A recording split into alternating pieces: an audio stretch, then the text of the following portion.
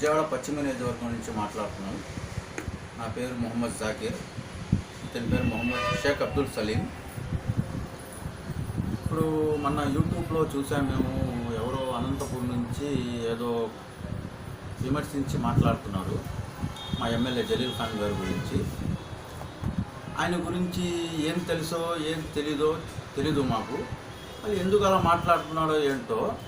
ఆయన ఏం తప్పు చేశారని అలా చెప్తున్నారు మీరు? ఆయన ఎవరైనా ఆస్తులు వేసుకున్నారా, లేదు ఏమైనా కబ్జాలు చేశాడా? ఓన్లీ పార్టీ మారారు. అది కూడా ఎందుకు మారారు? 2 సార్లు మా నియోజకవర్గంలో ఎమ్మెల్యే అయ్యారు ఆయన. కాంగ్రెస్లో ఒకసారి, వైఎస్ఆర్లో ఒకసారి. 2 సార్లు కూడా ప్రభుత్వం లేదు. ఆయన ఏం చేయలేకపోయాడు ప్రజల కోసం, ఆయన నియోజకవర్గం కోసం ఏం చేయలేకపోయాడు.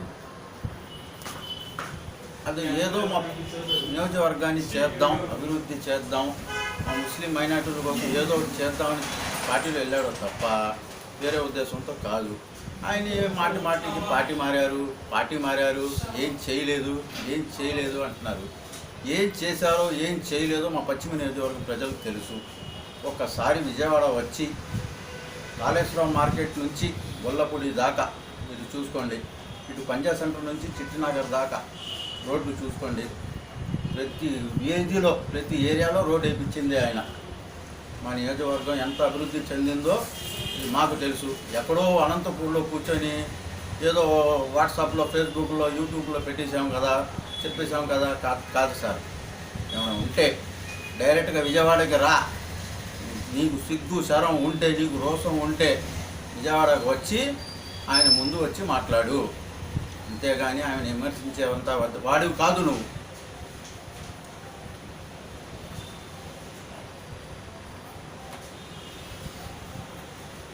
జలీల్ ఖాన్ అంటే ఎవరికి ఏం తెలియట్లేదండి. జలీల్ ఖాన్ అంటే ఒక శక్తి, పశ్చిమ నియోజకవర్గ శక్తి. ఆ శక్తిని మళ్ళీ ముస్లిం మైనార్టీలు గెలుచుకున్నారు. అది తెలియట్లా వీళ్ళకి.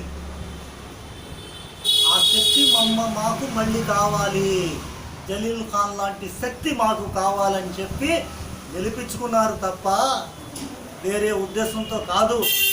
అలాంటి శక్తిని నన్ను రప్పించుకున్నారు. వీళ్ళకి నేనేమైనా చెయ్యాలి. నా పశ్చిమ నియోజకవర్గ ముస్లిం మైనార్టీలకి, నా ఎస్టీ ప్రజలకి, ప్రతి కులాలకి, బీసీలకి కానీ ప్రతి ఒక్కరికి కానీ ఏదైనా మంచి నేను చెయ్యాలి. నేను మంచి చెయ్యాలని నిత్యం ప్రజల కోసమే శ్రమిస్తూ, నా ప్రజలు ఎక్కడ ఏమైపోతారని చెప్పేసి పార్టీ మారారే తప్ప ఆయన ఎవరు ఆశలు రాపించుకోలేదు. ఆయన రౌడీయిజం అనేది తెలియదు, ఆయనకి గుండాయిజం అనేది తెలియదు. దయచేసి ఒకటే చెప్తున్నాను, మనం ఏదైనా ముస్లింలో ఏదైనా బాధ అనిపిస్తే మసీద్కి వెళ్ళి అల్లాతో అడుగుతాం. అలాగే జలీల్ ఖాన్ గారు అల్లా కాదు. ఏదైనా ఉంటే సమస్య వెళ్తే ఆయన ఆఫీస్కి వెళ్ళి అడగాలండి. మేము ఏం చేశారు. జలీల్ ఖాన్ గారు పార్టీలో లేనప్పుడు పశ్చిమ నియోజకవర్గం ఎలా ఉందో, జలీల్ ఖాన్ గారు పార్టీ మారినాక పశ్చిమ నియోజకవర్గం ఎలా ఉందో మీరు ఒక్కసారి చూసి గ్రహించి మాట్లాడాలని చెప్పేసి మా తపన తప్ప వేరే తపన కాదు. ఎవరికి కించపరచడానికి కాదు. జలీల్ ఖాన్కి విమర్శించే అర్హత మీకు లేదు. జలీల్ ఖాన్ అంటే ఇప్పుడు శక్తి, అప్పుడు శక్తి, ఎప్పటికీ శక్తే. జలీల్ ఖాన్కి విమర్శించే అర్హత మీకు లేదు. నేను ఒకటే చెప్తున్నాను, ఒక్కసారి ఆలోచించాలి మీరు. మళ్ళీ 2019లో శాసనసభ్యుడిగా గెలుస్తాడు ఆయన. మళ్ళీ ఇంకా నియోజకవర్గం అభివృద్ధి చెందిద్ది, ఇదే మా కోరిక. ధన్యవాదాలు. मुसलमान सभी मिलको एक ताकत बन को हमें एमएलए साहब के पीछे है तो एक ताकत बढ़ को एक बड़ी ताकत होती. हम अच्छे रोज़ आने वाले हैं अल्लाह के फजलो करम से. ఇంకో మాట, నేను అనంతపురం నుంచి ఒక వాట్సాప్లో మొహమ్మద్ సల్లల్లాహు అలైహి వసల్లం ఇలా అన్నారని చెప్పేసి వాట్సాప్లో మెసేజ్ వచ్చింది. మొహమ్మద్ సల్లల్లాహు అలైహి వసల్లం ఒక కాఫీర్ని కూడా కాఫీర్ అనకూడదు. ఇస్లాం అనేది సమానత్వం. ఇస్లాం అనేది ముందుగా సమానత్వం. మనమందరం ముస్లింలము.